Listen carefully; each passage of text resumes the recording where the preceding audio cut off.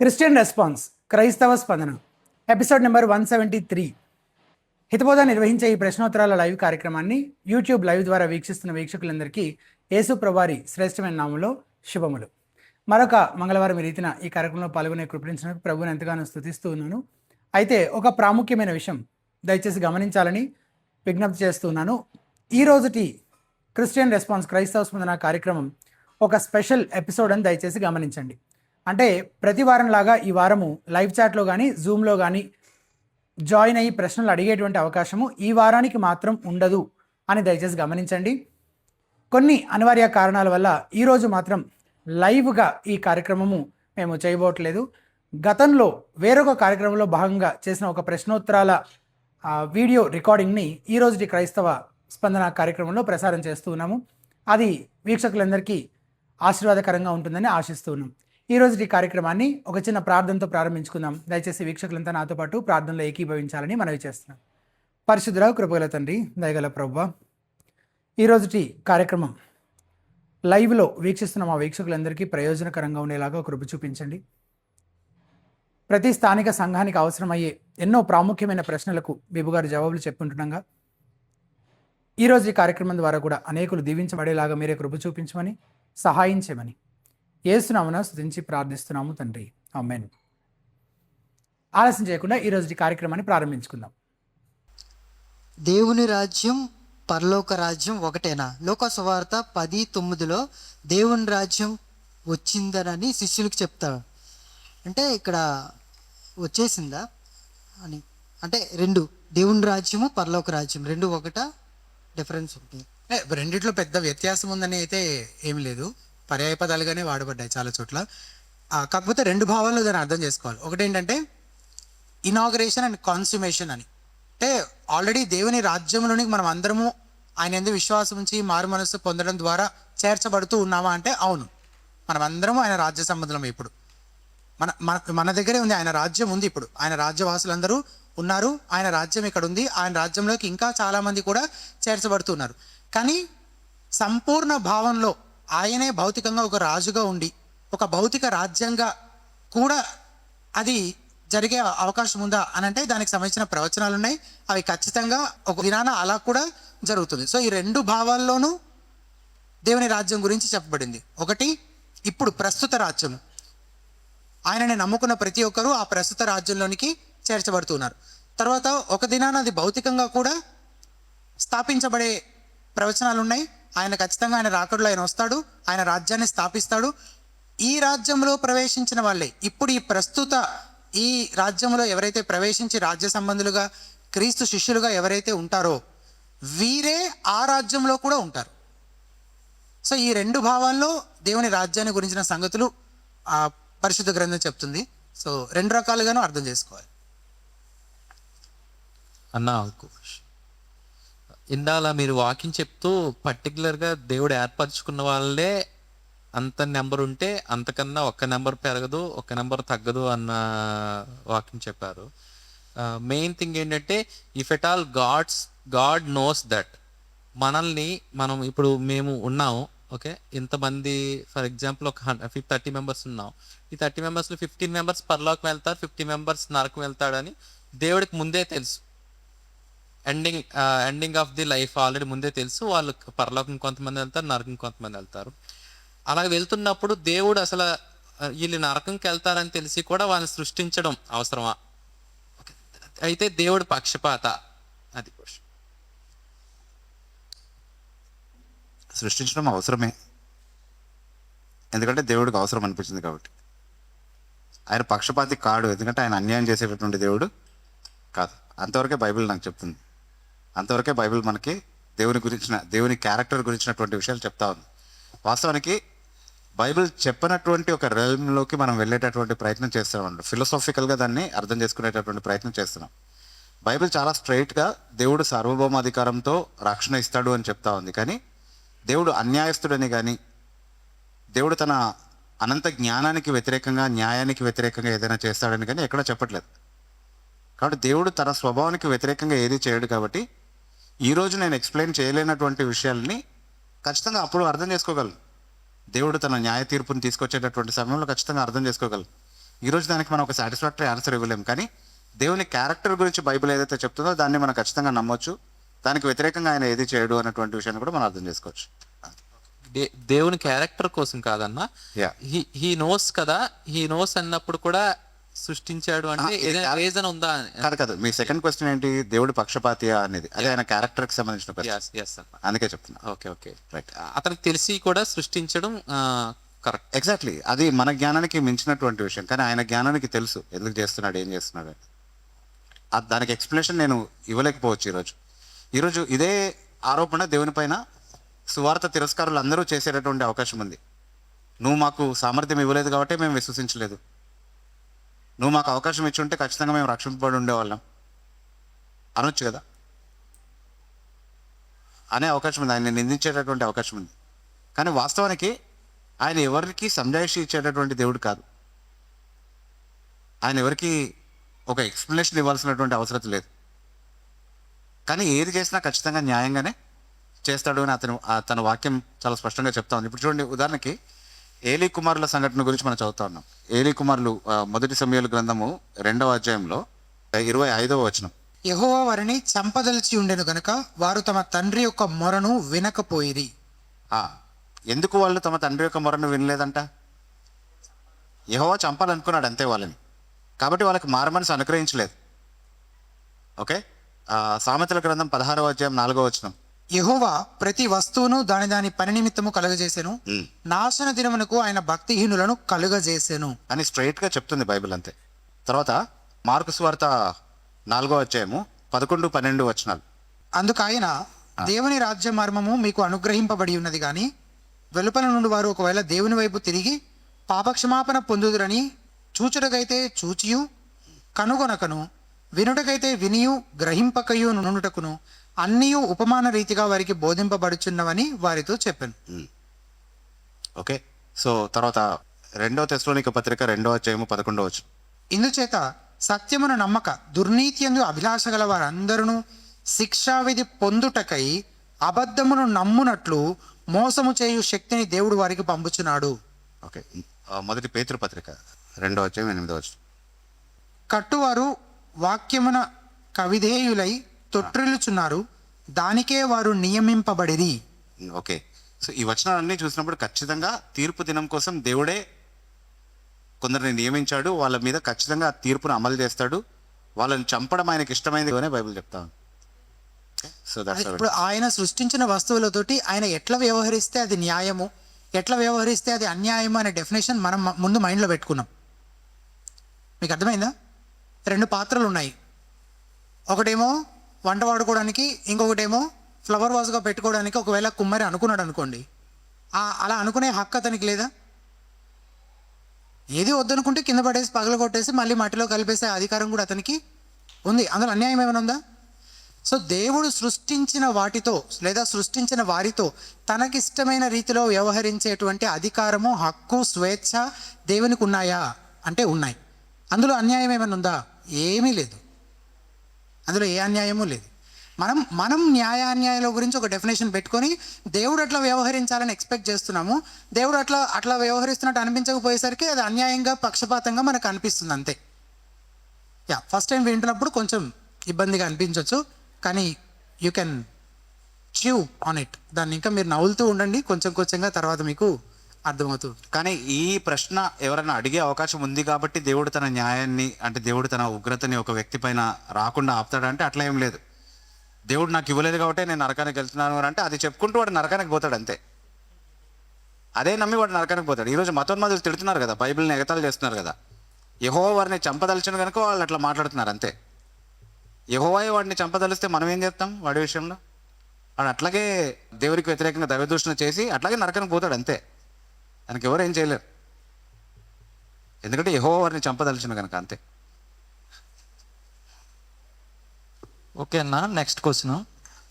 దేవుడు సార్వభౌమాధికారాన్ని నేను అంగీకరిస్తూ ఉన్నాను, కానీ ఇద్దరు బిలీవర్స్ విశ్వాసుల్లో మధ్య కానీ లేదా ఒక అన్యుడు ఒక విశ్వాసి మధ్య వచ్చే ప్రశ్న ఏంటంటే, ఒక సువార్త చేస్తున్నప్పుడు కానీ దేవుడు లేదంటే అపవాది అనేటటువంటి వ్యత్యాసం లేదా సందర్భం వచ్చేటప్పుడు రెండో వైపు నుండి వచ్చే క్వశ్చన్, మరి యేసుక్రీస్తు ప్రభు ఈ లోకానికి వచ్చి ఇలా చేయడం ఏంటి?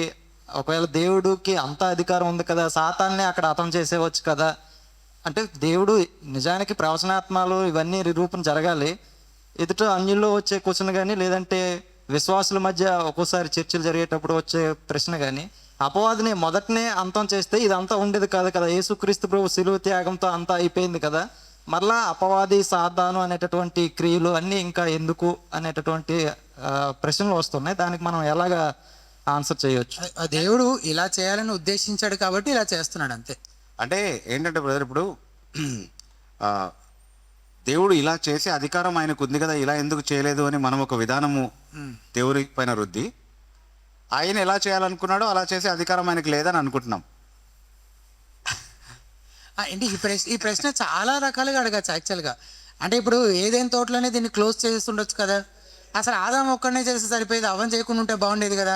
అసలు ఈ సృష్టి చేయకుండా ఉంటే బాగుండేది కదా. అది అంతా అయినా కానీ క్రీస్తు సిలువలో మరణించిన తరువాత కూడా ఇంకా సాతాను అపవాది అనే వ్యత్యాసం రావడం ఏంటి? అది అప్పటికే అంటే ఒక చెట్టుని మనం నరకాలంటే వేలుతోనే తీసేస్తే సరిపోద్ది కదా.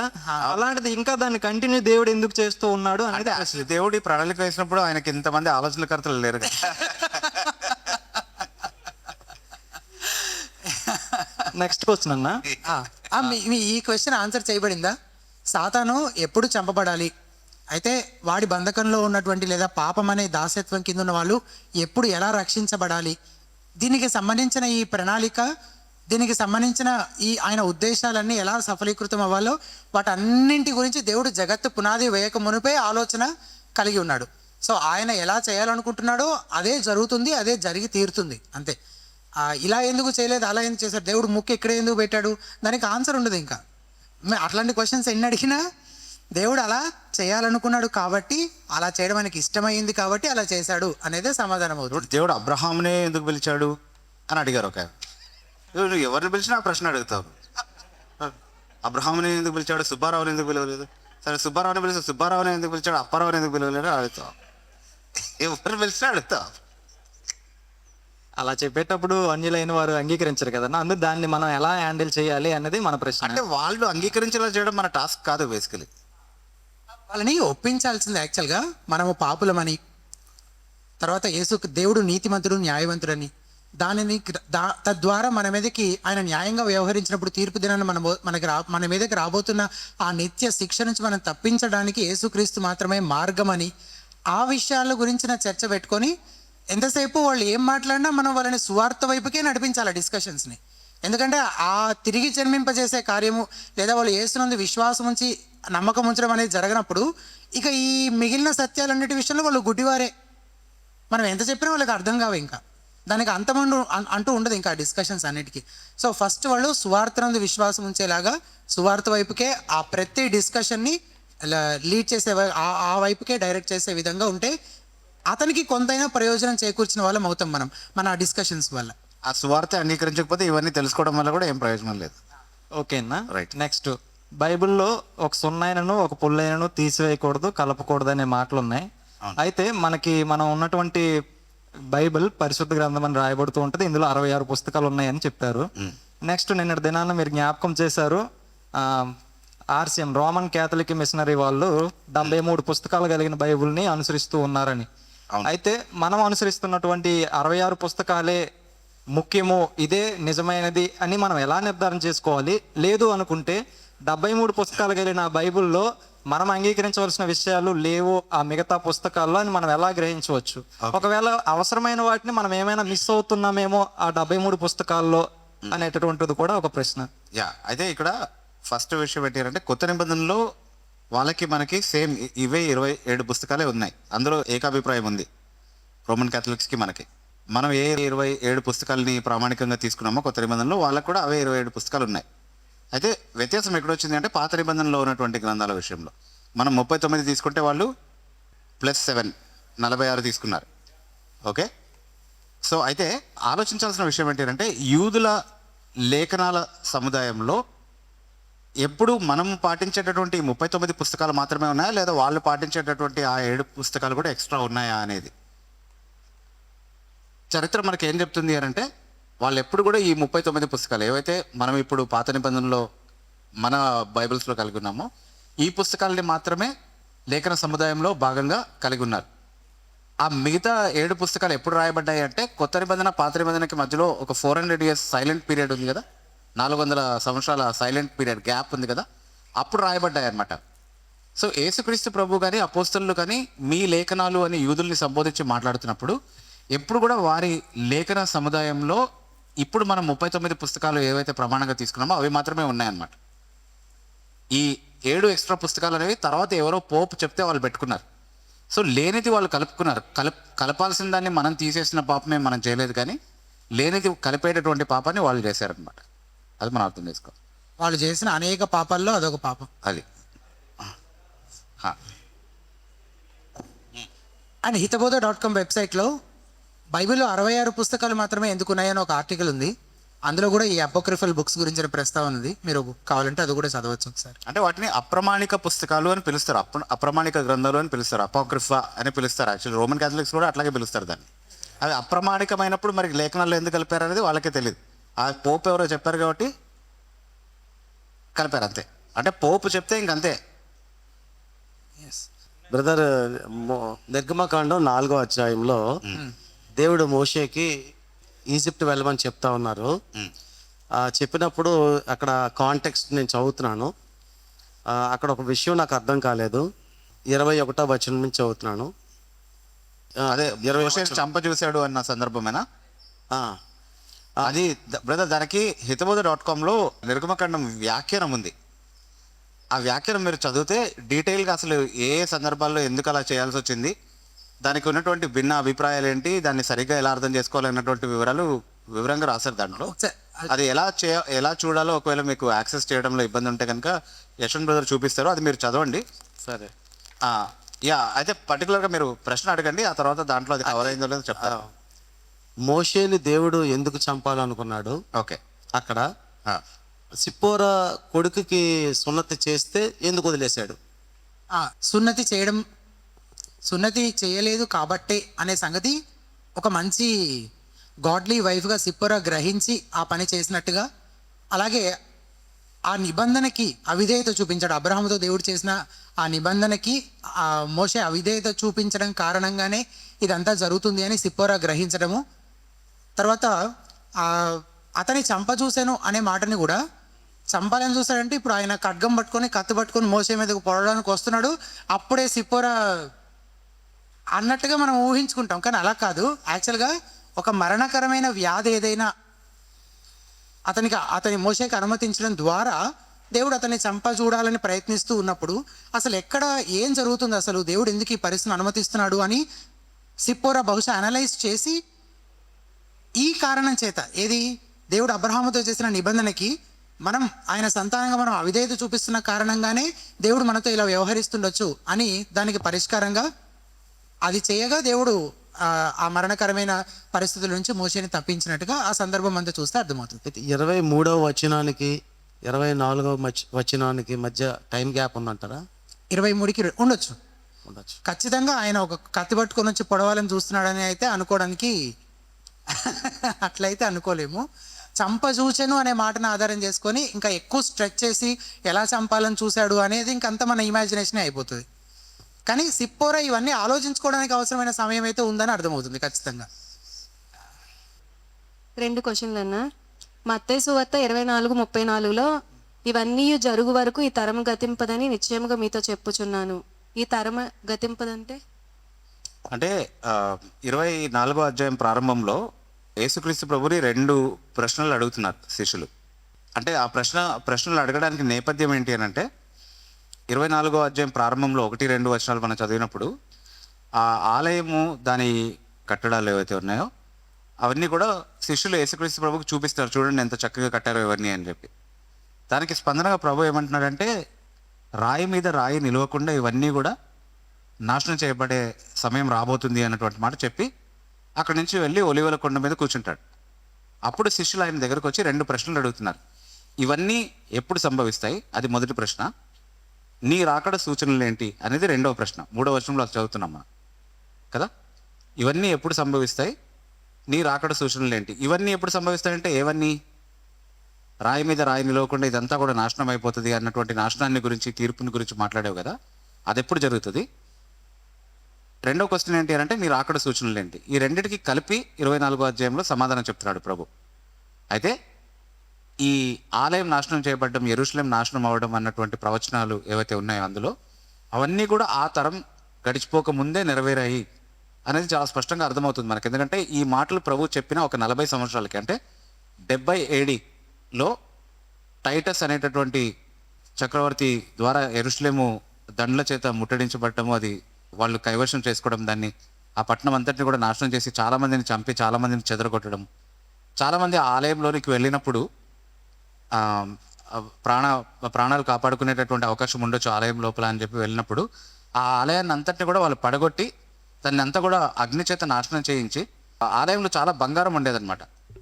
అవన్నీ కూడా కరిగి ఆ క్రాక్స్లోకి, ఆ గోడల్లో క్రాక్స్ ఉంటాయి కదా, ఆ పగుళ్ళు ఉంటాయి కదా గోడల్లో, వాటిలోకి వెళ్ళిపోతే అక్కడ ఉన్నటువంటి సైన్యానికి ఆ బంగారం కావాలి కాబట్టి వాళ్ళు ఏం చేశారంటే ఆ పగుళ్ళలోకి వెళ్ళినటువంటి బంగారం కోసం అని చెప్పి ఒక్కొక్క రాయిని తీశారంట. ఆ గోడ కొన్నటువంటి ఒక్కొక్క రాయిని తీసి దాంట్లో ఉన్నటువంటి బంగారాన్ని తీసుకున్నారంట. అంటే అక్షరాల యేసుక్రీస్తు ప్రభు ఎలా అయితే చెప్పారో అలాగే రాయి మీద రాయి నిలవకుండా ఆ ఆలయం నేలమట్టం చేయబడ్డం అనేది ఖచ్చితంగా జరిగింది అక్కడ, ఆ తరం గడిచిపోకముందే. అది ఖచ్చితంగా అక్షరాలు నెరవేరినట్టుగా చరిత్ర మనకు సాక్ష్యం ఇస్తా ఉందన్నమాట. వాస్తవం రెండవ రాకడికి సంబంధించిన సంగతులు ఉన్నాయి కదా, అది ఇది వాళ్ళు కలిపి అడిగారు. యేసుప్రభు వారు కూడా రెండు కలిపి సమాధానం చెప్తున్నారు. కానీ మనం అర్థం చేసుకునేటప్పుడు ఏ ప్రశ్నకి ఏ సమాధానం అనేది విడివిడిగా అర్థం చేసుకోవాలి. రెండవ రాకడప్పుడు జరిగే సంగతులన్నీ కూడా ఈ తరం గతించిపోయే ముందే వాళ్ళు చూస్తారు అని చెప్పట్లేదు. సో వాళ్ళు గతించేలోపు చూసే సంగతులు ఖచ్చితంగా నెరవేరినవి ఉన్నాయి యేసుప్రభు వారు చెప్పిన మాటల్లో. అలాగే రాకడప్పుడు సంభవించే సంగతులు కూడా ఉన్నాయి. రెండు ప్రశ్నలకి ఆయన సమాధానాలు చెప్పారు అనేది కూడా గుర్తుపెట్టుకోవాలి, కన్ఫ్యూజ్ అవ్వకుండా తర్వాత. యా, ఇంకో ప్రశ్న. అపవిత్రాత్మ మత్తయి సువార్త 12వ అధ్యాయం 43. అపవిత్రాత్మ ఒక మనిషిని వదిలిపోయిన తర్వాత అది విశ్రాంతి వెదుకుచు నీళ్ళేని చోట్ల తిరుగుచుండను. నీళ్ళేని చోట్ల అంటే అది ఒక అలంకారము వాస్తవానికి, అంటే చోట్ల అలంకారప్రాయంగా చెప్పబడినటువంటి మాట. అక్షరాల అపవాది ఒక వ్యక్తిని దురాత్మ ఒక వ్యక్తిని విడిచి వెళ్ళిపోయినప్పుడు నీళ్ళు లేని చోట తిరుగుతూ ఉంటుంది అని కాదు. దాని అర్థం ఏంటి అని అంటే రెస్ట్లెస్గా ఉంటుంది, అవిశ్రాంతిగా ఉంటుంది. అంటే ఇప్పుడు ఇశ్రాయేల్ దేశాన్ని గురించి మాట్లాడుతున్నాడు 12వ అధ్యాయము. పరిసయ్యులు, అక్కడ ఉన్నటువంటి మతపరమైనటువంటి వ్యవస్థ ఏదైతుందో వాళ్ళ గురించి మాట్లాడుతున్నారు.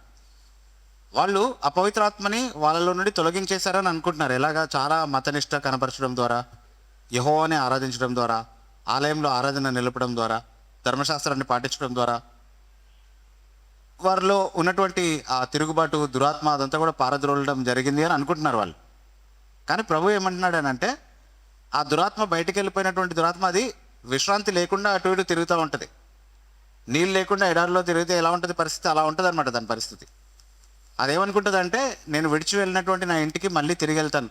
వచ్చి చూసినప్పుడు ఎలా ఉందంట, అది ఇల్లు ఊడ్చి చక్కగా ఖాళీగా ఉంచబడిందంట. అది అంటే టూలెట్ బోర్డు పెట్టిందనమాట. అక్కడ లోపల ఎవరు నివాసం ఉండట్లేదు. చక్కగా టూలెట్ బోర్డు ఉంది కదా, ఇంకేం, నేను మాత్రమే కాదు నాతో ఉన్న ఇంకా 7గురిని నాకంటే దరిద్రులైనటువంటి దురాత్మల్ని తీసుకొస్తానని చెప్పి తీసుకొచ్చి అక్కడ నివాసం ఉండడం స్టార్ట్ అయిందనమాట. అంటే దాన్ని బట్టి ఏం చెప్తున్నారు అని అంటే మీరు ఏదైతే పవిత్రతగా బయటికి కనబరుస్తున్నారో అదంతా కూడా డొల్లతనమే. మీ చివరి అంతం మీ ప్రారంభం కంటే కూడా ఇంకా దయనీయంగా ఉండబోతుంది, కాబట్టి చూసుకోండి అని హెచ్చరిక చేస్తా అన్నాడు అనమాట. అదే హెచ్చరిక 2వ పేతురు పత్రిక 2వ అధ్యాయంలో 22వ వచనం నుండి మనకు కూడా చేయబడింది. సంఘంగా 20వ వచనం నుండి. డిసెంబర్ 25th రోజే యేసు ప్రభు పుట్టారని బైబిల్లో ఎక్కడా రాసలేదు కదా, మరెందుకు డిసెంబర్ 25th రోజు క్రిస్మస్ చేస్తున్నారు?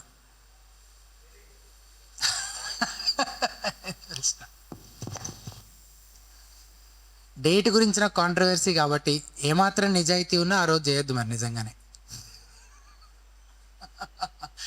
ఈనాడు పేపర్లో కూడా వేశారు ఒకసారి, ఇంతకీ యేసు ప్రభు పుట్టింది డిసెంబర్ 25వ తారీఖు కాదట అని. ఒక మాట చెప్తాను, అసలు తారీఖే అబద్ధమైనప్పుడు అలాంటి ఒక అబద్ధాన్ని మనం అందరము పండగ రూపంలో జరుపుకోవడం ద్వారా సమర్థించి ధృవీకరిస్తున్నప్పుడు మనం చెప్పే సువార్తైన సత్యమని అసలు ఎవరైనా ఎందుకు నమ్మాలి? ప్రపంచవ్యాప్తంగా జరుపుకుంటున్న ఈ ఇంత పెద్ద పండగ విషయంలోనే క్రైస్తవులు నిజాయితీగా ఇది కాదు అని చెప్పలేని పరిస్థితిలో ఉన్నప్పుడు పైపైచు ఆ పండగ జరుపుకోవడం ద్వారా దాన్ని ధృవీకరిస్తున్నట్టు ఆమోదిస్తున్నట్టుగానే ప్రవర్తిస్తున్నప్పుడు క్రైస్తవులు చెప్తున్న సువార్తనైనా వాళ్ళు నిజమని ఎందుకు నమ్మాలి? సో నిజాయితీగా మాట్లాడుకుంటే, నిజాయితీగా ఈ విషయంలో ఉండాలి అని అనుకుంటే, ఆ రోజు కాకుండా యేసుక్రీస్తు నిజంగా ఎప్పుడు పుట్టుండొచ్చు, కనీసం ఏ నెలలో పుట్టుండొచ్చు అని నిర్ధారించుకోగలిగే ఆధారాలన్నీ ఉన్నాయి కాబట్టి ఆ ఆధారాలని పరిశీలించి అక్కడికి వెళ్ళాలి. కానీ అసలు ఇలా జరుపుకోవడము అనేది వాక్యానుసారమేనా? ఇలా జరుపుకోమని యేసు ప్రభు కానీ అపోస్తలులు కానీ ఎప్పుడైనా చెప్పారా?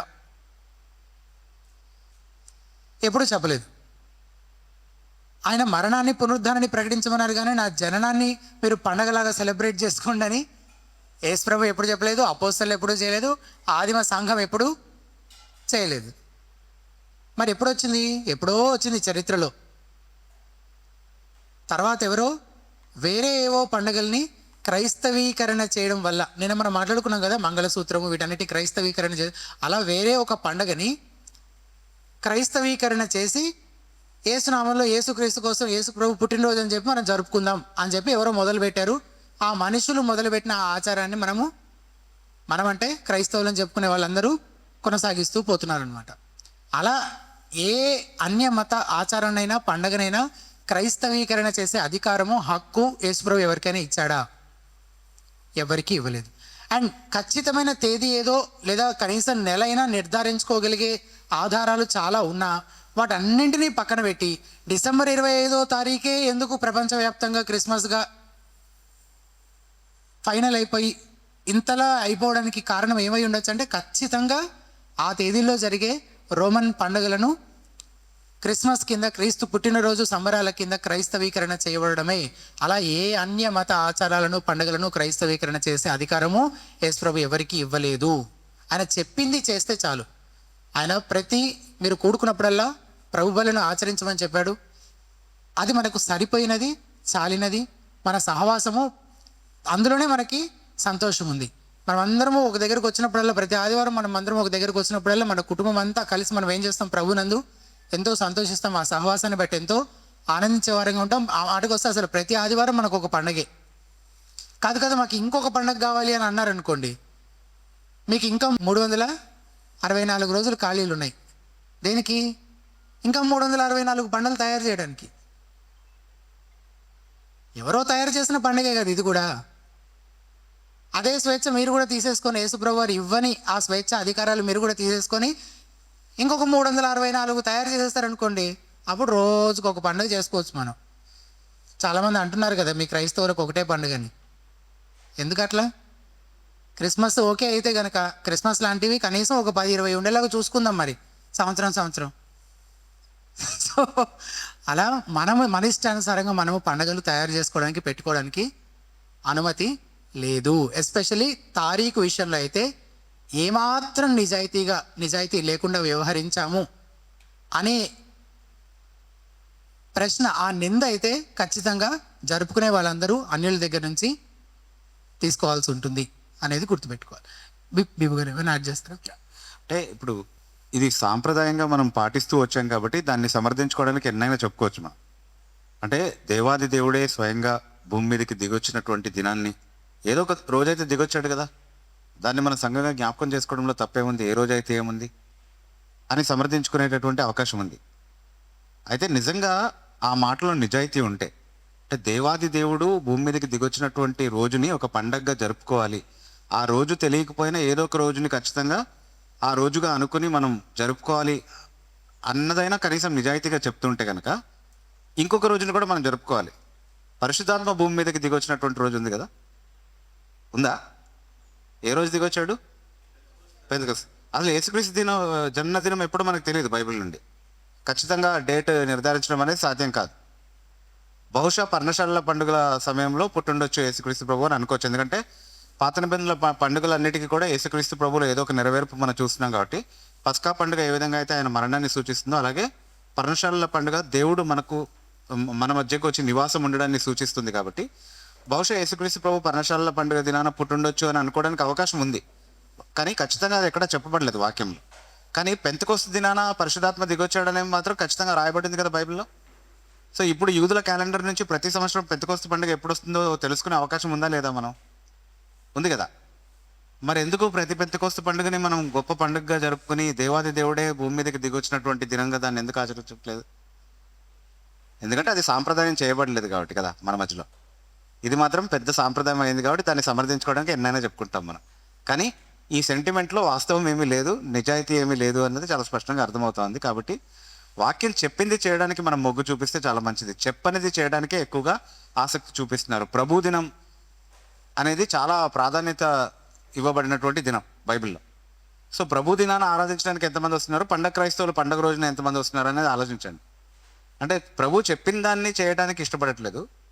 బల్ల తీసుకోవడం ద్వారా నన్ను జ్ఞాపకం చేసుకోండి అని అంటే బల్ల తీసుకోవడంలో బల్లలో పాల్గొనడం ద్వారా ఆయన్ని జ్ఞాపకం చేసుకోవడానికి మొగ్గు చూపించట్లేదు. కానీ ఆయన చెప్పిన పద్ధతి సరిపోదు ఆయన్ని జ్ఞాపకం చేసుకోవడానికి అన్నట్టుగా ఒక కొత్త పండుగ దినాన్ని తయారు చేసుకుని దాన్ని మాత్రం చాలా ఘనంగా దేవుడు చెప్పిన వాటికంటే కూడా ఘనంగా జరుపుకుంటున్నారు. అది ఎంతవరకు క్రైస్తవ దృక్పథం అనేది మనం జాగ్రత్తగా ఆలోచించుకోవాలి అందరు కూడా. రైట్. చింటూ అడిగినది చాలా పెద్ద ప్రశ్నే, బట్ గుడ్ క్వశ్చన్. ప్రభు దినం వస్తుంది అంటారు కదండి. ప్రభు దినం అంటే ఏంటి? ప్రభు దినం అంటే వచ్చినప్పుడు రెప్పపాటు నిలిపోతుంది అంటారు. అది ఒక్క క్షణంలో జరుగుతుందా, ఒక రోజా, లేకపోతే ఎన్ని రోజులు ఉంటుందా? అసలు ప్రభు దినం అంటే ఏంటో కొంచెం క్లుప్తంగా చెప్పాలి. అంటే యేసుక్రీస్తు ప్రభు యొక్క రెండో రాకడను సూచించి ప్రభు దినం అని కొత్త నిబంధనలో మనం వాడుతూ ఉన్నాము ఆ పదాన్ని. అయితే పాత నిబంధనలో ప్రభు దినం అనేటటువంటి పదం చాలాసార్లు వాడబడింది. అది ఎప్పుడు వాడబడినా దేవుడు తీర్పు తీసుకొచ్చేటటువంటి దినాన్ని గురించి మాట్లాడుతుంది ప్రభు దినం అనేది. సో దేవుడు తీర్పు తీసుకొచ్చేటటువంటి దినం అనేది పాత నిబంధనలో చాలాసార్లు మనం చూస్తాం. ఇశ్రాయేలీయుల మీదకి చాలా రకాలుగా దేవుడు తీర్పు తీసుకొచ్చాడు. యుద్ధం రూపంలో, వాళ్ళని బానిసత్వానికి అప్పగించడం రూపంలో, అలా చాలా విధాలుగా తీసుకొచ్చాడు. దాన్ని ప్రభు దినం అని ప్రవక్తలు పిలిచారు. ఉదాహరణకి ఆమోస్ గ్రంథం 5వ అధ్యాయం 18వ వచనంలో ప్రభు దినము రావాలని ఆశ పెట్టుకుని ఉన్న వారిలారా మీకు శ్రమ, ప్రభు దినం వచ్చడం వలన మీకు ఏమి ప్రయోజనం అన్నట్టుగా మాట్లాడుతున్నాడు. అది తీర్పు దినాన్ని గురించి మాట్లాడుతుంది వాస్తవానికి. అలాగే యేసుక్రీస్తు ప్రభు యొక్క రెండవ రాకడను కూడా ప్రభు దినం అని కొత్త నిబంధనలో పిలుస్తుంది. ఎందుకంటే రాబోయేటటువంటి మహా తీర్పు దినం యేసుక్రీస్తు ప్రభు యొక్క రెండవ రాకడే కాబట్టి అది ప్రభు దినం అని పిలువబడింది. అది ఒకే రోజా? అది అలా అనుకోవడానికి వీల్లేదు. రావడం అనేది అయితే ఒక రోజు జరుగుతుంది కదా, అంతవరకు. అది ఎంతవరకు ఉంటుంది? తర్వాత జరిగే సంఘటనలన్నీ ఇంకా చాలా వివరించబడ్డాయి కదా. అది ఎంత కాల నిడివితో ఎప్పుడెప్పుడు ఏవేవి జరుగుతూ ఉంటాయి అనేది. ప్రభు దినం వచ్చేటప్పుడు ప్రభు వస్తారు, తన యందు విశ్వాసం ఉంచిన ప్రజల్ని రెప్పపాటు కాలంలో వెళ్ళిపోతారు అని కామన్గా ఇప్పుడు మనం వింటుంటాం. అంటే అన్నీ చాలా త్వరగా మనం ఊహించని విధంగా జరిగిపోతాయి అన్న భావంలో చెప్పబడినటువంటి మాట తప్ప ఇప్పుడు ఖచ్చితంగా ఎంత నిడివిలో ఉంటుంది అనేది మనం ఎట్లా చెప్తామండి? అది బైబిల్లో ఎక్కడ చెప్పబడలేదు కదా. అదే అయినా ఆ నిడివి తెలుసుకోవడం వల్ల మనకు వచ్చే ప్రయోజనం కూడా ఏమీ లేదు ఇప్పుడు ప్రస్తుతానికి. కాబట్టి ప్రభుదినం ఒకటి వస్తుందని తెలుసుకుంటే చాలు. ఇంకేమైనా ప్రశ్న ఉందా? ఇది అడగడం వెనకాల ఇంకేమైనా ఉందా, లేకపోతే జస్ట్ ఇది మాత్రం తెలుసుకోవాలనా? అది ప్రభు దినం అంటే అది తెలుసుకోవడం, అది వచ్చి ఒకే రోజుతో అయిపోద్దా, ఇదంతా ముగిసిపోద్దా, లేదంటే దానికి ఇంకేమైనా కొనసాగింపులు ఇంకేమైనా ఉంటాయా? అది అందరం కలిసి చూద్దామన్నా ఒకేసారి. అంటే ఆ రాకడకు సంబంధించిన విషయాల్లో అవి అస్పష్టంగానే చెప్పబడ్డాయి చాలాసార్లు. సో ఎంతవరకు చెప్పబడిందో అంతవరకు మనం ఆలోచన చేస్తూ ముందుకు వెళ్ళిపోతే సరిపోతుంది. అన్న, నా పేరు రాజు. అకార్డింగ్ టు బైబిల్ ప్రకారంగా క్రైస్తవులు వడ్డీ వ్యాపారం చేయొచ్చా? క్రైస్తవులు ప్రత్యక్ష రాజకీయాల్లో పాల్గొనవచ్చా? మీరు 2 ప్రశ్నలు అడిగారు కదా. సో రెండో ప్రశ్నని మొదట తీసుకుంటాను. ఒక వచనం కోసం చూస్తా ఉన్నాను దానికోసం. అయితే ప్రత్యక్ష రాజకీయాల్లో క్రైస్తవులు పాల్గొనొచ్చా అంటే వాస్తవానికి క్రైస్తవులు చేయకూడదు అన్నటువంటి పని ఒకటే, పాపం. ఎక్కడ పాపం ఉంటే అందులో పాల్గొనకూడదు క్రైస్తవులు. సో పాపం చేయకుండా దేవుని వాక్యానికి వ్యతిరేకంగా రాజీ పడకుండా ఏం చేయగలిగినా చేయొచ్చు, అందులో ఎలాంటి నిషేధం లేదు. సో పాపం చేయకుండా, ఎలాంటి నేరము చేయకుండా, ఎలా కూడా దేవుని వాక్యానికి వ్యతిరేకంగా రాజీ పడకుండా మనం రాజకీయాల్లో ఉండగలమా లేదా అనేది ఆలోచించుకోవాల్సినటువంటి విషయం. అలా చేయగలిగే అవకాశం ఉంటే ఖచ్చితంగా చేయొచ్చు, అందులో తప్పేం లేదు. ద్వితీయోపదేశ కాండము 23వ అధ్యాయం 19వ వచనం. ఇది వడ్డీ గురించి. నీవు వెండినే కానీ ఆహార ద్రవ్యమనే కానీ వడ్డీకి వేయబడు దేనిని నీ సహోదరులకు వడ్డీకి ఇవ్వకూడదు. అన్యునికి వడ్డీకి బదులు ఇయ్యవచ్చును కానీ నీవు స్వాధీనపరుచుకున్నట్లు చేరబోచున్న దేశములో నీ దేవుడైన యెహోవా నీవు చేయు ప్రయత్నములన్నిటి విషయములోనూ నిన్ను ఆశీర్వదించినట్లు నీ సహోదరులకు వడ్డీకి బదులు ఇయ్యకూడదు. సో ఇశ్రాయేలీలకి ఈ నియమాన్ని ఎందుకు చెప్పాడు అని అంటే, దేవుడు ఒక రాజ్యంగా వారిని ఏర్పాటు చేసుకుని తన రాజ్యంగా వాళ్ళు ఉండబోయేటటువంటి ఆ ప్రదేశంలో పేదవాళ్ళు ఖచ్చితంగా ఉంటారు నీ సహోదరులలో. వాళ్ళకి నువ్వు సహాయపడేవారిగా ఉండాలి. వారి పరిస్థితుల్ని అవకాశంగా చేసుకుని వ్యాపారం చేయకూడదు అన్నది దేవుడు పెట్టినటువంటి నియమం అన్నమాట. కానీ అసలే వడ్డీ వ్యాపారం చేయకూడదు, వడ్డీ అంటేనే పాపం అని వాక్యం చెప్పట్లేదు. అన్యాయపు వడ్డీ పాపమే. ఎప్పుడైనా కూడా అన్యాయంగా లాభం తీసుకోవడం కూడా పాపమే. అన్యాయపు కొలతలు వాడడం కూడా పాపమే. అన్యాయంగా ఏం సంపాదించినా అది పాపమే. కానీ న్యాయమైనటువంటి వడ్డీ అనేది ఒకటి ఉంది, దాన్ని ఖచ్చితంగా తీసుకోవచ్చు. అన్యునికి ఇవ్వచ్చు అని చెప్పినప్పుడు అసలు వడ్డీకి ఇవ్వడమే పాపం అయితే కనుక అన్యునికి కూడా ఇవ్వచ్చు అన్నటువంటి వెసులుబాటు కల్పించి ఉండేవాడు కాదు కదా దేవుడు. కాబట్టి ఇది చాలా బేసిక్ ఎకనామిక్స్. అంటే బైబిల్ బేసిక్ ఎకనామిక్స్కి వ్యతిరేకంగా ఏం మాట్లాడట్లేదు. ఇప్పుడు మనకి భూమి ఉంటే దాని నుండి ఏం రావాలి? మనకి రాబడి, రెంట్, అద్దె. భూమి నుండి అద్దె రావాలి, అలాగే కూలీ నుండి జీతం రావాలి. అంటే ఏదైనా పని చేస్తే జీతం రావాలి. అట్లాగే ఏదైనా వ్యాపారం చేస్తే దాని నుండి లాభం రావాలి. అలాగే పెట్టుబడి పెడితే దాని నుండి ఏం రావాలి? వడ్డీ రావాలి. క్యాపిటల్ నుండి ఇంట్రెస్ట్ వస్తుంది, ఆర్గనైజేషన్ నుంచి అంటే బిజినెస్ నుంచి ప్రాఫిట్ వస్తుంది, ల్యాండ్ నుంచి రెంట్ వస్తుంది, లేబర్ నుండి వేజెస్ వస్తుంది. ఇవి బేసిక్ ఎకనామిక్స్ యాక్చువల్లీ. దీనికి వ్యతిరేకంగా బైబిల్ ఎక్కడ ఏం మాట్లాడట్లేదు. చేయొచ్చు, కానీ చేసే పద్ధతి ఉంటుంది. ఇప్పుడు మనం బ్యాంకుల్లో పెట్టుకుంటున్నాం మన డబ్బులు. బ్యాంక్ వాడు ఏమి ఇస్తాడు మనకి? తీసుకోవచ్చా? బ్యాంకుల్లో వచ్చేటటువంటి వడ్డీ తీసుకోవచ్చా? అసలు అప్పుడు రాదుగా ప్రశ్న, ఇప్పుడు దాకా రాలేదు. ఎప్పుడు తీసుకోవచ్చా లేదా? ఇప్పుడు బ్యాంకులో నుంచి ఉన్న డబ్బులన్నీ విత్డ్రా చేసేసుకోవాలి. లేకపోతే మనం బాబాయ్ వడ్డీ వేసేస్తాడు మనకు వద్దని చెప్పి కదా. కాబట్టి అది కాదు వాక్యం చెప్పేది. అన్యాయంగా వడ్డీ తీసుకోకూడదు. అందులో ఇశ్రాయేలీయులకి ప్రత్యేకంగా నీ సహోదరుల దగ్గర నుండి తీసుకోవద్దు అన్నటువంటి నియమాన్ని కూడా పెట్టారు. కావాలంటే అది మనం ప్రభు బిడ్డల విషయంలో అన్వయించుకోవచ్చు, అంటే వాళ్ళకి సహాయపడే వారిలా ఉండాలి కాబట్టి. కానీ అన్ని విషయాల్లో ఇప్పుడు అద్దెకిల్లు ఇచ్చినప్పుడు కూడా మరి వాళ్ళ దగ్గర తీసుకోకూడదా? ఆలోచించుకోవాలన్నమాట. అంటే ఇక్కడ మనం ఇల్లు వాళ్ళకి వాడుకోవడానికి ఇస్తున్నాం, ఆ కేసులో మన డబ్బులు వాళ్ళు వాడుకోవడానికి ఇస్తున్నాం అంతే. బ్రదర్ దాని ఫాలోఅప్ అండి. అంటే వడ్డీకి ఇస్తున్నాము, ఓకే. వడ్డీకి ఇచ్చినప్పుడు ఇప్పుడు వడ్డీ వ్యాపారం నా ప్రొఫెషన్ అనుకోండి. వడ్డీ వ్యాపారం నేను చేస్తున్నప్పుడు నా దగ్గరికి వచ్చిన వాళ్ళందరూ ఎక్కువగా మనం చూసినట్లయితే ఎక్కువగా అవసరం ఉన్న వాళ్ళు వస్తారనమాట. ఏదైనా కూలి ఫీజులు కట్టుకుందామని, లేదు అంటే అనారోగ్య పరిస్థితుల్లో ఉన్నవాళ్ళు, లేదంటే ఇంకా ఏదైనా అవసరతలు ఉన్న వాళ్ళు వస్తారు. అంటే మనకి పరదేశంలో కూడా నువ్వు వడ్డీ వ్యాపారం చేయొచ్చు, కానీ పేదరికంలో ఉన్న వాళ్ళకి ఫ్రీగా అంటే వడ్డీ ఆశించకుండా ఇవ్వమన్నాడు కదా. అంటే ఒప్రెసివ్ ఇంట్రెస్ట్ అంటే అవతల వ్యక్తిని శ్రమ పెట్టే విధంగా వడ్డీ తీసుకోవడం అనేది ఖచ్చితంగా దేవుడు అంగీకరించాడు. అంటే నేను కనికరాన్ని కోరుతానని చెప్తున్నాడు దేవుడు. సో కనికరం చూపించేవారుగా ఉండాలి. ఇప్పుడు వ్యాపారం చేయడానికి ఎవరైనా వడ్డీకి డబ్బులు తీసుకుంటున్నారు అనుకోండి, అంటే వ్యాపారం చేసుకోవడానికి పెట్టుబడిగా ఎవరైనా డబ్బులు మీ దగ్గర నుండి తీసుకుంటున్నారు అనుకోండి, అందులో నుంచి మీరు తీసుకోవచ్చు లాభం. అలాంటి సందర్భంలో తీసుకోవచ్చు. కానీ మీరు చెప్పిన లాంటి ఎమర్జెన్సీ సిచ్యువేషన్స్లో ఉన్న వాళ్ళ దగ్గర ఖచ్చితంగా వడ్డీ ఆశించడం అనేది అసలు అది మనం మనసాక్షి ఒప్పేటటువంటి విషయం కాదు.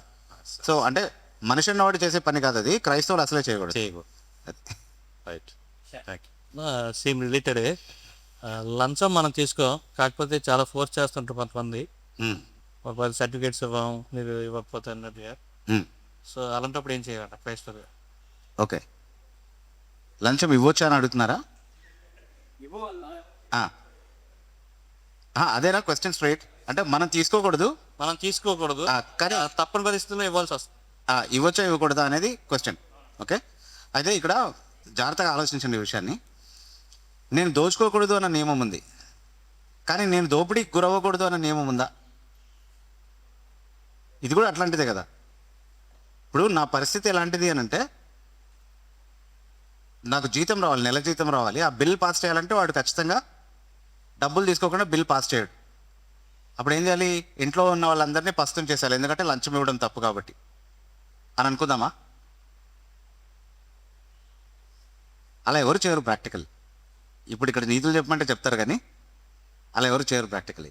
వాస్తవం ఏంటి అంటే లంచం తీసుకోవడము తప్పే, ఇవ్వడము తప్పే, దాన్ని ప్రోత్సహించే పరిస్థితి ఏమీ ఉండదు. కానీ మీరు ఎవరికి కంప్లైంట్ చేసేటటువంటి అవకాశం కూడా లేదు. అంటే ఇప్పుడు గొంతు మీద కత్తి పెట్టి ఎలాగైతే డబ్బులు తీసుకుంటారో అలా మన పరిస్థితుల్ని అవకాశంగా చేసుకుని డబ్బులు దోచుకునే వాళ్ళు చాలామంది ఉన్నారు.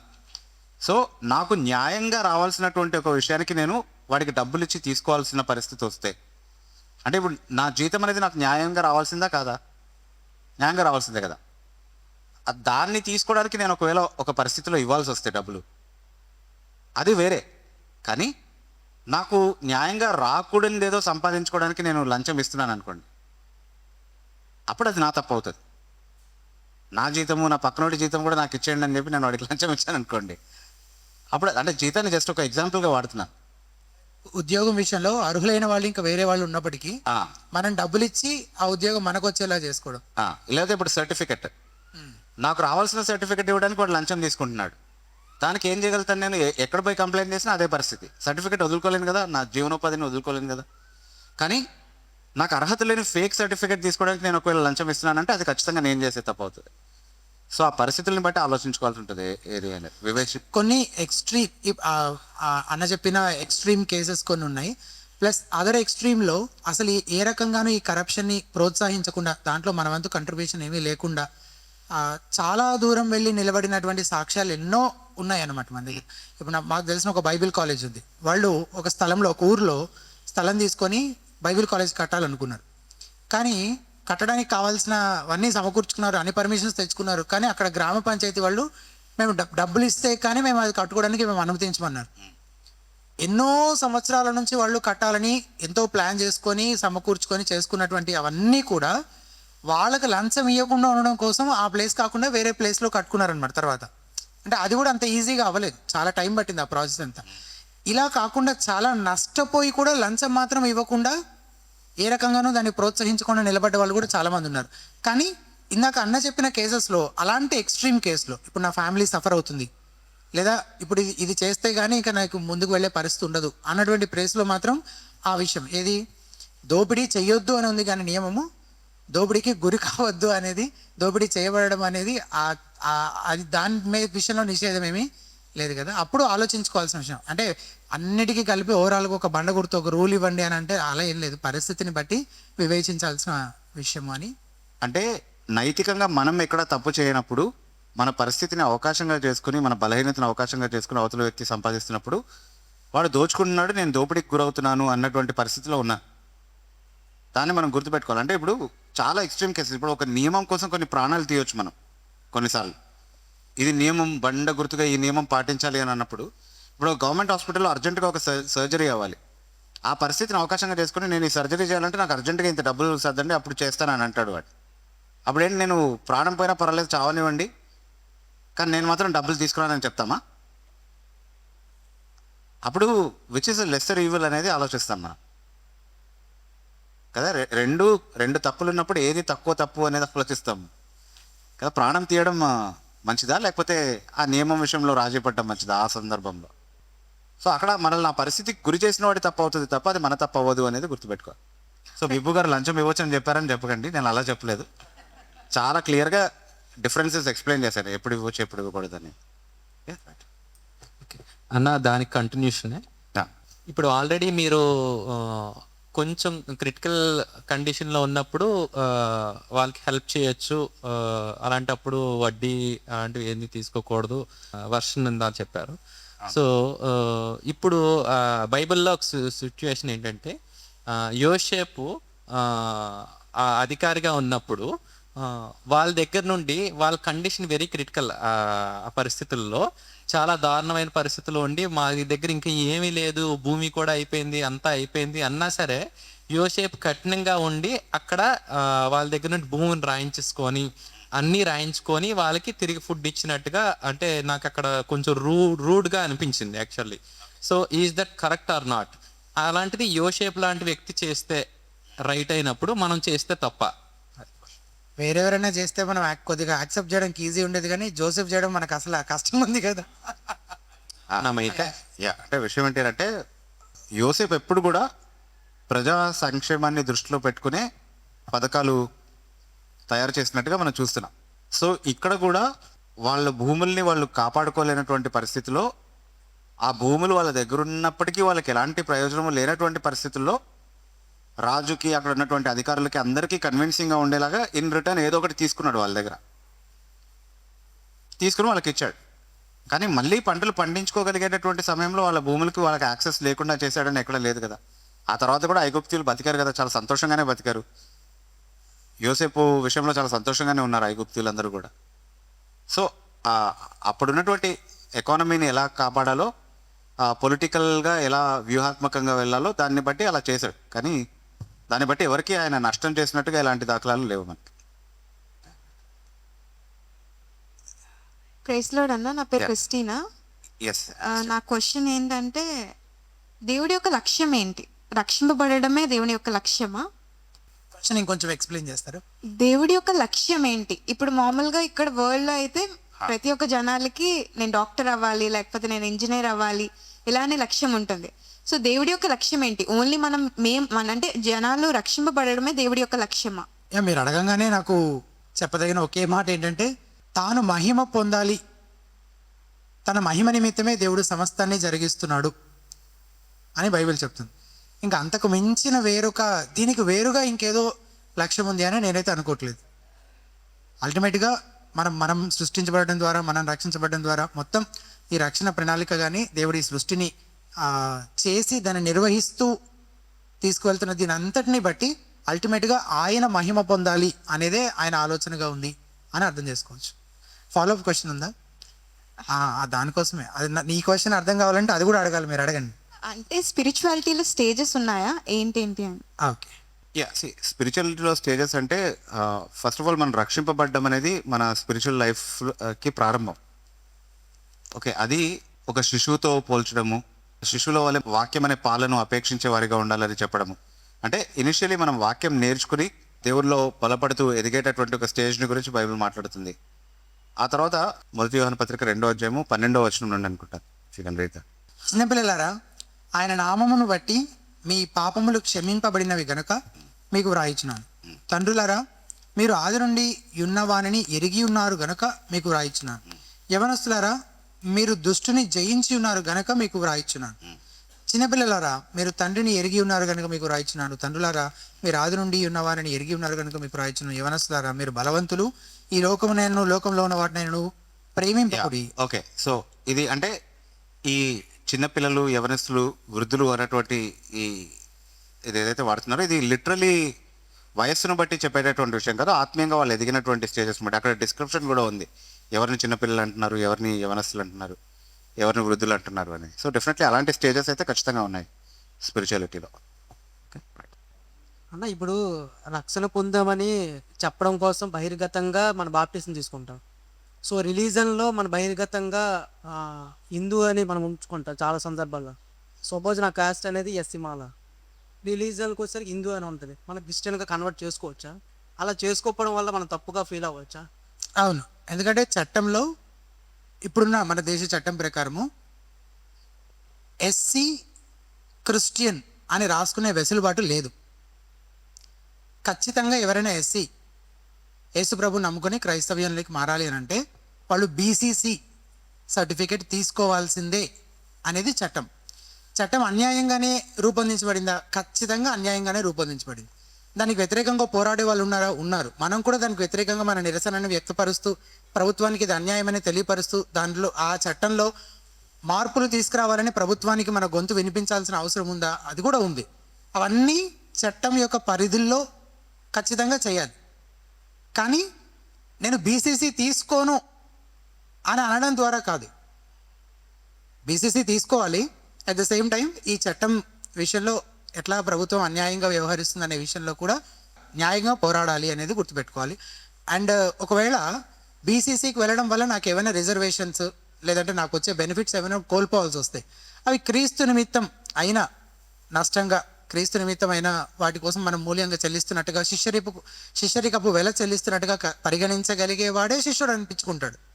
లేదు నేను ఏ మూల్యమో చెల్లించను, నా జేబులోంచి రూపాయి పోను, నాకు వచ్చే ఏ బెనిఫిట్ నేను వదులుకోను, అవన్నీ కావాలి, నేను హిందూ అని రాయాల్సి వస్తే హిందూ అని రాస్తాను, ఎంఆర్ఓ ఆఫీస్లో హిందువేనా అని అంటే ఆ హిందువే అని చెప్తాను అని అంటే, ఈ లోకములో నన్ను అంగీకరించని వాడిని నేను అక్కడ పరలోకంలో నేను కూడా వాడిని అంగీకరించిన, ఆ నామం ఒప్పుకున్న వాడిని నేను కూడా ఒప్పుకున్నాను అని యేసుప్రభువారు అన్నారు.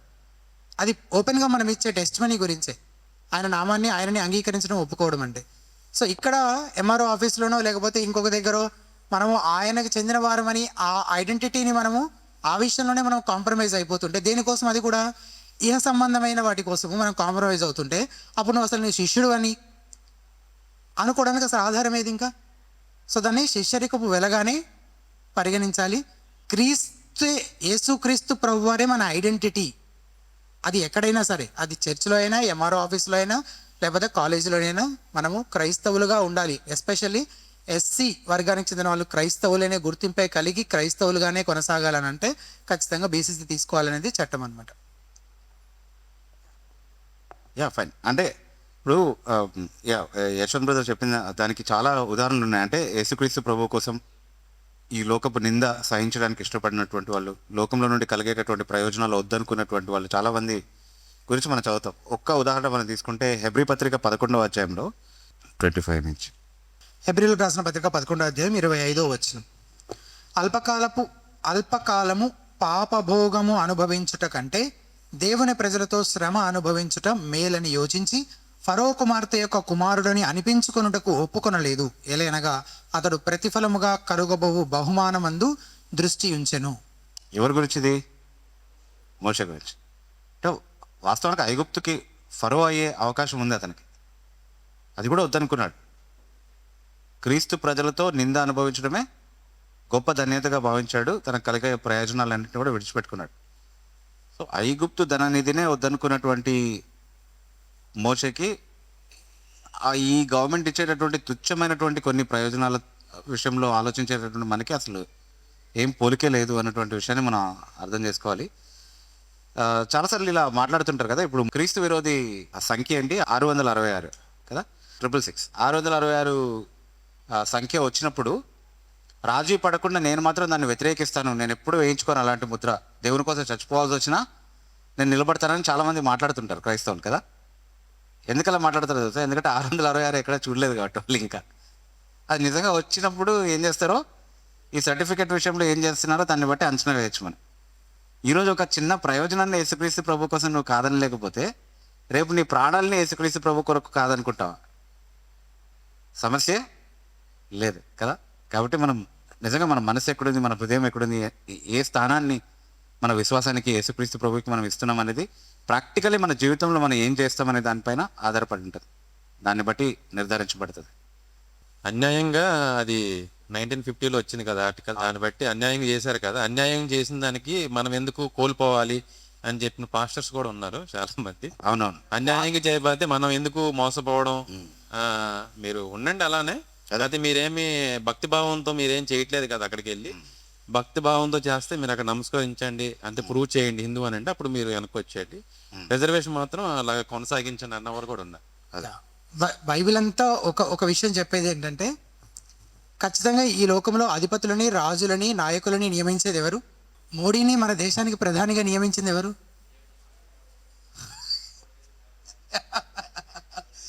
చెప్పండి, ఎవరు? దేవుడికి వేరుగా ఎవరైనా, దేవుడికి వ్యతిరేకంగా, దేవుడిని కాదని ఇంకెవరైనా చొరవ తీసుకొని ఆ పని చేస్తారా? లేదా దేవుడే అనుమతించి నియమించడం ద్వారా ఆ పని జరిగిందా? అంటే బైబిల్ ఏం చెప్తుంది? ఖచ్చితంగా రాజులందరినీ ఆయన నియమిస్తున్నాడని. ఇంకొకటి, ఆ అధికారులకు లోబడమని కూడా వాక్యం చాలా స్పష్టంగా చెప్తుంది. ఎప్పటి వరకు ఏ ఒక్క ఎక్సెప్షనల్ కేసులో మాత్రమే మనం అధికారులకి, ప్రభుత్వానికి లోబడకుండా ముందుకు వెళ్ళగలుగుతాము అని అంటే, వెళ్ళొచ్చు, ఎక్కడ అనుమతి ఉంది అని అంటే, ఎక్కడైతే వాక్యపు నియమాలకు వ్యతిరేకంగా ప్రవర్తించమని ప్రభుత్వం మనపైన ఒత్తిడి చేస్తుందో అప్పుడు మాత్రమే మనము మన ప్రభుత్వానికి, చట్టాలకి లేదా అధికారులకి అవిధేయత చూపించేటువంటి ఆ వెసులుబాటు, ఆ అనుమతి బైబిల్ ఇస్తుంది. దానికి మినహాయించి వేరే ఏ విషయాల్లోనైనా సరే ఖచ్చితంగా మనము అధికారులకి ప్రభుత్వానికి లోబడి నడుచుకొని బదులము అని వాక్యం చెప్తుంది అనమాట. అండ్ ఇంకొక విషయం, ఈ లోకంలో నుండి క్రైస్తవులు ఏం ఆశించవచ్చు? ఈ లోకం క్రైస్తవులకి న్యాయం చేస్తుందా? మీరు క్రైస్తవులని తెలిసి ఇంకా అన్యాయం చేసే అవకాశమే ఉంటుంది. అది క్రీస్తు విషయమై మనం ఎదుర్కోవాల్సినటువంటి నింద, క్రీస్తు విషయమై మనం ఎదుర్కోవాల్సినటువంటి శ్రమ.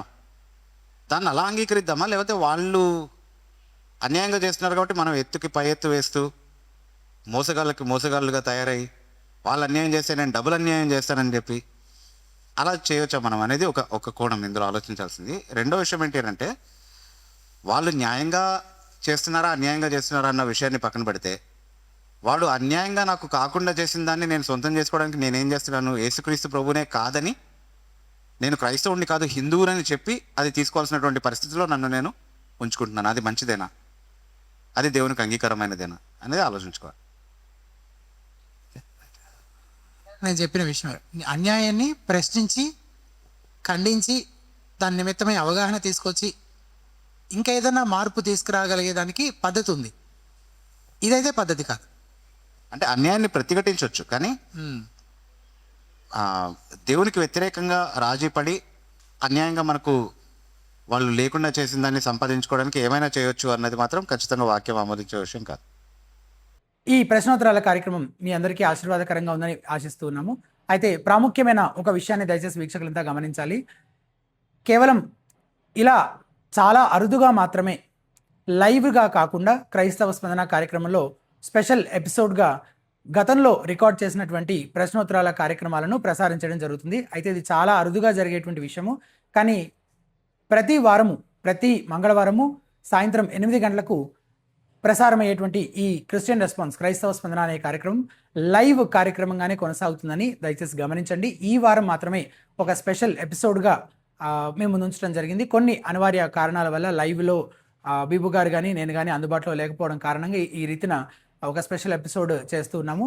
ఈ కార్యక్రమం మీకు ఎంతగానో ఉపయోగపడిందని మేము ఆశిస్తూ ఉన్నాము.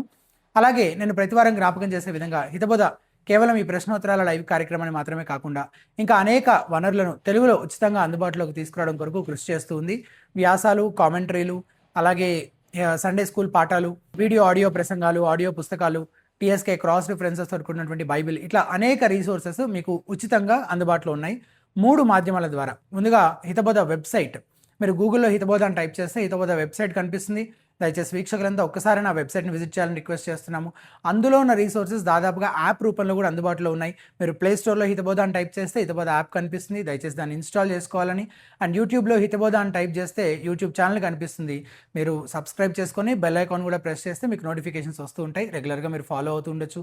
ఈ రీసోర్సెస్ ద్వారా మీరు ప్రయోజనం పొందుకోవడంతో పాటు మీకు తెలిసిన పరిచయస్తులందరూ కూడా వీటిని తెలియపరచండి, వీటిని షేర్ చేయండి.